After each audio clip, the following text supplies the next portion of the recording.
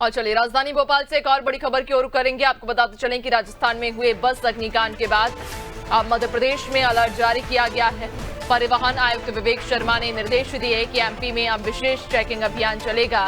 Fire safety emergency door की जांच होगी। ज्वलनशील पदार्थ लेकर बस में अब सफर नहीं कर सकेंगे। तो राजस्थान में हुए बस अग्निकांड के बाद में अब मध्य प्रदेश में अलर्ट जारी किया गया है। परिवहन आयुक्त विवेक शर्मा ने ये निर्देश दिए कि एमपी में अब विशेष चेकिंग अभियान चलाया जाएगा, जहां फायर सेफ्टी इमरजेंसी डोर की जांच होगी और ज्वलनशील पदार्थ लेकर बस में सफर अब नहीं कर सकेंगे। इस तरह की घटनाओं की पुनरावृत्ति ना हो, इस तरह की घटनाएं ना घटित हों, इसके लिए हमने विस्तृत निर्देश पूर्व में भी जारी किए, आज रिआइटरेट भी करेंगे। एसेंशियली 3-4 तरह की इसमें कार्रवाइयाँ की जाएंगी। पहला कि जो बस में जो सिटिंग कैपेसिटी है वो आपकी बस की बॉडी टाइप के अनुरूप हो। किसी ने ज़्यादा सीटें निर्धारित संख्या से ज़्यादा ना लगा रखी हों, ये देखा जाएगा। बस में पर्याप्त मात्रा में, जैसा कि हमारे ऑटोमोबाइल इंडस्ट्री स्टैंडर्ड्स गवर्न करते हैं, उसके हिसाब से एग्जिट इमरजेंसी डोर्स और जो एग्जिट्स हैं वो हों, और बस में जो डबल डोर्स का भी जो प्रोविज़न है वो भी इन्फोर्स सही से किया जाएगा। इसके साथ ही बस के फायर सेफ्टी स्टैंडर्ड्स हैं, AIS 135 से गवर्न होते हैं, उसके अनुरूप इंजन कंपार्टमेंट में और पैसेंजर कंपार्टमेंट में फायर एक्सटिंग्विशिंग के लिए जो निर्धारित जो चीज़ें होनी चाहिए वो लगी हुई हैं कि नहीं, इसकी भी जांच की जाएगी। साथ में बसों में जो है कोई ज्वलनशील पदार्थ तो नहीं ले जाया जा रहा, इसके लिए भी जाँच किए जाने के लिए मेरे द्वारा निर्देशित किया गया है। और ज्यादा जानकारी लेंगे, हमारे साथ ब्यूरो हेड ब्रजेश सर जुड़ चुके हैं। ब्रजेश सर, राजस्थान में जो बस अग्निकांड हुआ, जो हादसा हुआ जिसमें कई लोगों की जानें गई, उसके बाद अब मध्य प्रदेश में भी अलर्ट जारी किया गया है और अब ये निर्देश दिए गए हैं कि एक विशेष चेकिंग अभियान चलाया जाए जिसमें फायर सेफ्टी और इमरजेंसी डोर की जांच होगी। निश्चित तौर पर नैन्सी, राजस्थान में जो स्लीपर बस अग्निकांड हुआ है उसमें 21 लोगों की दर्दनाक मौत हो चुकी है, जिसमें 19 लोग बस के अंदर ही जलकर मर गए थे। एक व्यक्ति की हॉस्पिटल में मौत हुई है। मध्य प्रदेश में भी ऐसे हादसे पहले होते रहे हैं। मध्य प्रदेश में हमने देखा है कि बस हादसों पर ट्रांसपोर्ट कमिश्नर तक पर कार्रवाई की थी। सीधी में बस हादसा हुआ था 2021 में, जिसमें 48 लोगों की मौत हो गई थी। गुना में बस हादसा हुआ था 2 दिसंबर 2023 में, जिसमें एक प्राइवेट बस टकरा गई थी, 13 लोगों की मौत हो गई थी और 18 घायल हो गए थे। इस घटना के बाद तत्कालीन ट्रांसपोर्ट कमिश्नर को हटा दिया था मुख्यमंत्री डॉक्टर मोहन यादव ने, और एक हाई प्रोफाइल कमेटी बनी थी। इस कमेटी ने बहुत सारी सिफारिशें की थी कि भविष्य में इस तरह की गलतियां ना हो, इस तरह से सड़क हादसे ना हो मध्य प्रदेश में।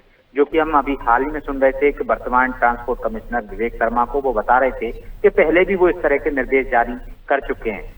और जो घटना राजस्थान में हुई है उसके बाद फिर पुनः इस तरह के अभियान चलाया जाएगा, जिसमें सीटिंग कैपेसिटी देखी जाएगी, बस में कितने लोगों की बैठने की क्षमता है और कितने लोग बैठे हुए हैं। इमरजेंसी डोर को देखा जाएगा। डबल डोर की जो बात की जा रही है कि दोनों डोर होना चाहिए, दरवाजे होना चाहिए, वो देखा जाएगा।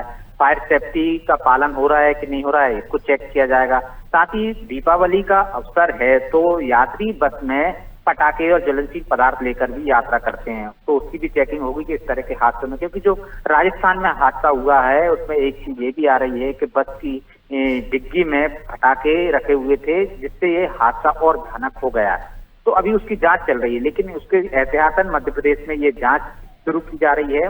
ये निर्देश विवेक शर्मा जी ने, जो ट्रांसपोर्ट कमिश्नर हैं, उन्होंने दिए हैं और वो कह रहे हैं, जो अनादि से उन्होंने चर्चा की, उन्होंने बताया कि हम पहले भी इस तरह के निर्देश जारी कर चुके हैं और घटना के बाद पुनः इस तरह की जांच होगी, क्योंकि इस तरह की घटनाएं निश्चित तौर पर मध्य प्रदेश में पहले हो चुकी हैं और दोबारा ऐसी घटनाएं ना हो, इसको लेकर बाकायदा जो हाई प्रोफाइल कमेटी बनी थी उसने सिफारिशें की थी। उन सिफारिशों के बाद हमने देखा था कि तत्काल में बसों की चेकिंग की गई थी, चाहे स्कूल बसों की हो, उसमें सेफ्टी मानक देखे गए थे।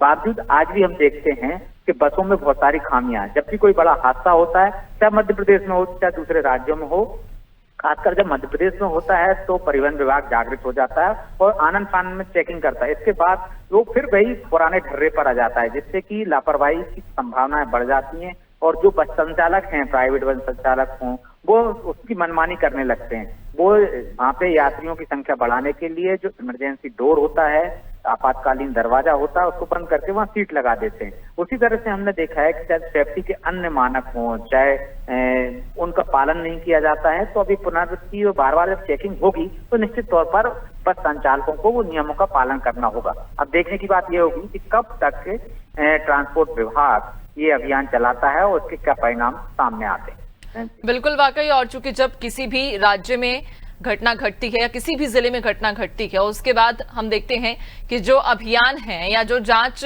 चेकिंग अभियान है इन्हें फिर तेज किया जाता है। इसके पहले तक जिस तरह से आपने भी कहा कि जब घटना घटती है, जब मामला उस समय नया होता है तो तब तक ही जांच की जाती है, लेकिन जैसे ही ठंडे बस्ते में मामला जाना शुरू होता है तो वापस फिर बस संचालक उसी ढर्रे पर आ जाते हैं। खैर, अब देखने वाली बात होगी कि अब जब विशेष चेकिंग अभियान चलाया जाएगा तो कब से शुरू होगा और इसके क्या परिणाम होंगे। बहुत शुक्रिया आपका जानकारी साझा करने के लिए। तो बता दें कि राजस्थान बस अग्निकांड के बाद अब मध्य प्रदेश में भी अलर्ट जारी किया गया है। परिवहन आयुक्त विवेक शर्मा के द्वारा ये निर्देश जारी किए गए हैं कि मध्य प्रदेश में अब विशेष चेकिंग अभियान चलाया जाएगा।